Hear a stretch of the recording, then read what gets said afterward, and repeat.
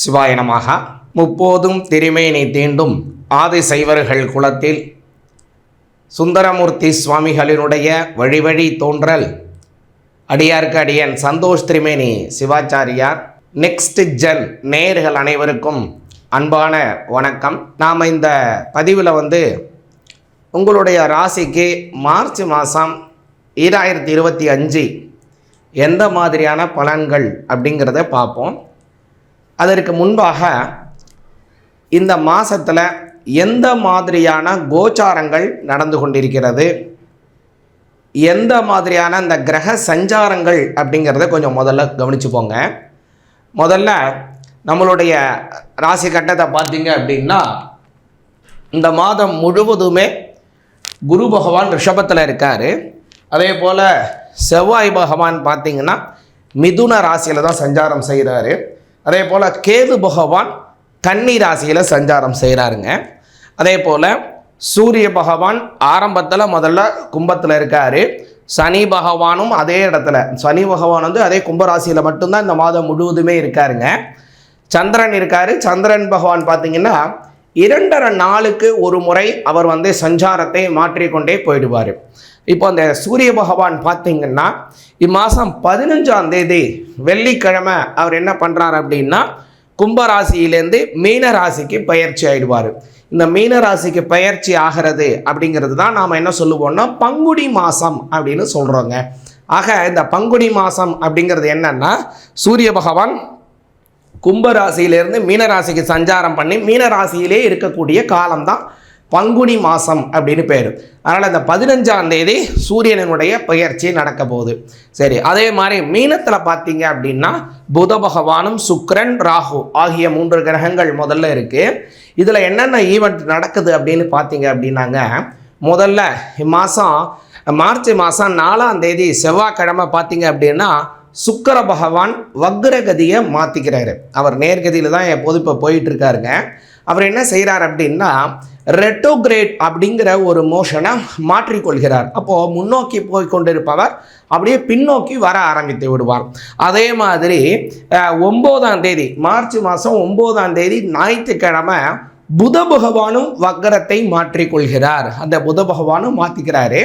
இப்போ இன்னும் மேலே என்ன பார்த்தீங்க அப்படின்னா, இம்மாதம் 18ஆம் தேதி செவ்வாய்க்கிழமையில் புத பகவான் என்ன செய்கிறார்னா பின்னாடி வரார் இல்லைங்களா, வக்ரமாகி மீனத்திலிருந்து கும்பத்துக்கே மாறிவிடுகிறார். இப்படின்னு இந்த புத பகவான் மீனராசியிலிருந்து கும்பராசிக்கு மாறுறார். இப்படின்னு இந்த மாதம் ஒரு அற்புதமான கிரக சஞ்சாரங்கள் கொண்ட மாதமாக இருக்குது. இதில் ஒரு நல்ல ஒரு விஷயம் என்ன அப்படின்னு பார்த்தீங்க அப்படின்னா, குருவினுடைய அப்புறம் சுக்கிரன் இந்த ரெண்டுமே பரிவர்த்தனை செய்து கொள்கிறாங்க.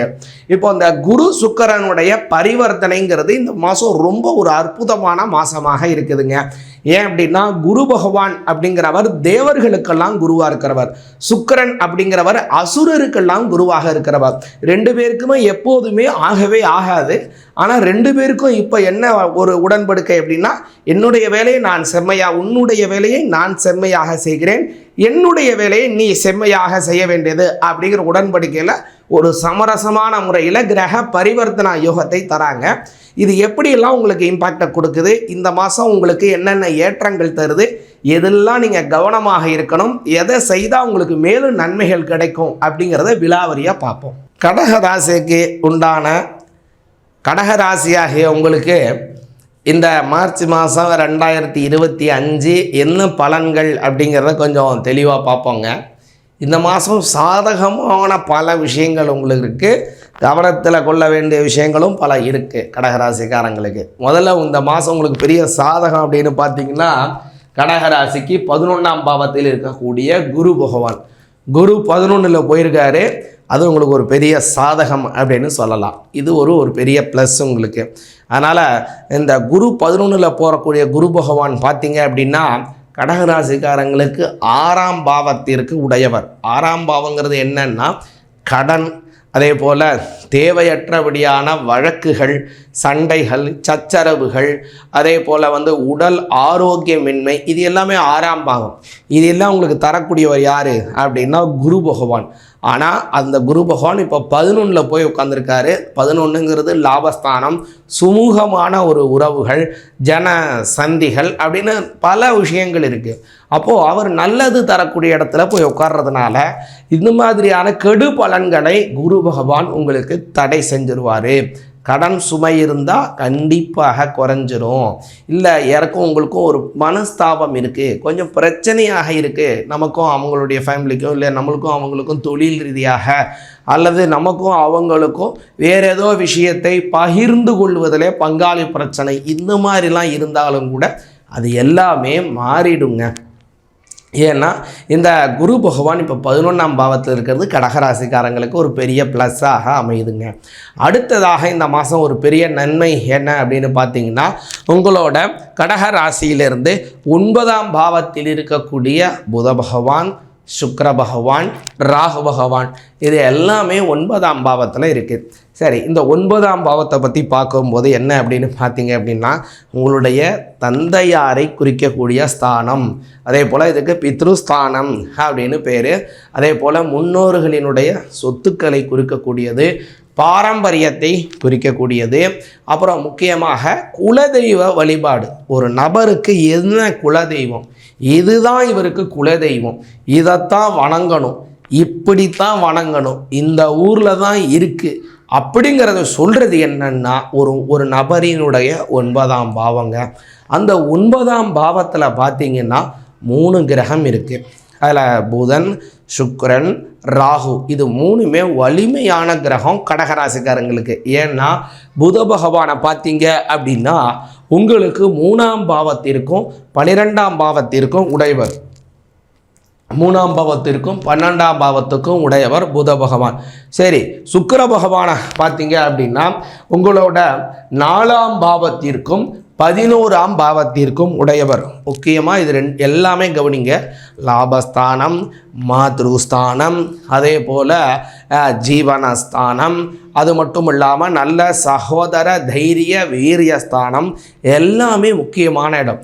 இந்த இடத்திற்கு உடைய முக்கிய கிரகங்கள் எல்லாமே உங்களோட 9ஆம் பாவத்தில் கூட்டு சேர்றதுனால உங்களுக்கு என்ன நன்மை அப்படின்னு பார்த்தீங்கன்னா, குடும்பத்திலே நல்ல குதூகலம் ஏற்படும், முன்னோர்களினுடைய சொத்துக்கள் உங்களுக்கு சீராக வந்து சேரும், அல்லது வேறு ஏதோ ஒரு இக்கட்டான சூழ்நிலைகள் பொருளாதார ரீதியாக உங்களுக்கு வரவுகள் வேண்டி இருக்கு, யாருக்கிட்டேருந்தாவது கொஞ்சம் உதவிகள் தேவைப்படக்கூடிய சமயமாக இருந்ததுன்னா டக்குன்னு உங்களுடைய சொந்தக்காரங்களுக்கு ஹெல்ப் பண்ணுறது, அல்லது உங்களுடைய வீட்டு பெரியவங்க உங்களுக்கு ஏதோ விஷயத்தில் ஹெல்ப் பண்ணுறது, இக்கட்டான சூழ்நிலை அவங்களுடைய பங்களிப்பை உங்களுடைய கஷ்டத்தை அவங்க பகிர்ந்து கொள்ளக்கூடிய அளவுக்கு ஒரு பெரிய சந்தோஷமான விஷயங்கள் நடக்க போகுதுங்க.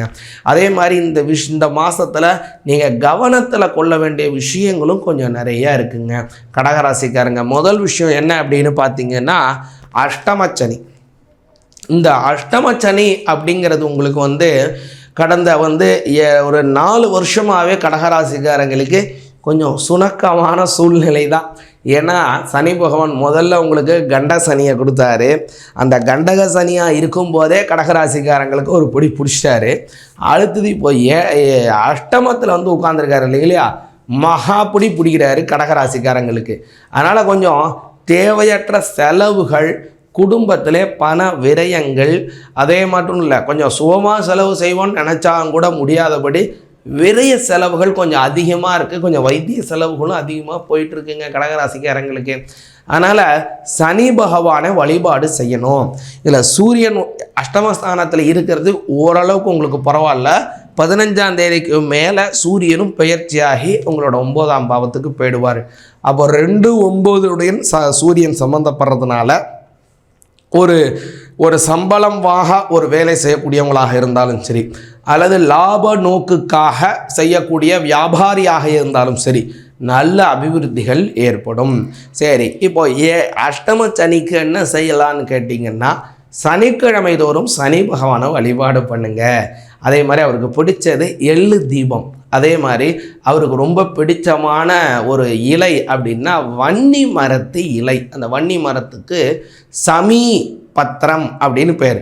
அந்த சமீ பத்திரத்தை கொண்டு வன்னி மரத்து இலையை கொண்டு அவருக்கு அர்ச்சனை செய்து வழிபாடு செய்து வந்தீங்கன்னா ரொம்ப அமோக வளர்ச்சிகள் கிடைக்கும்.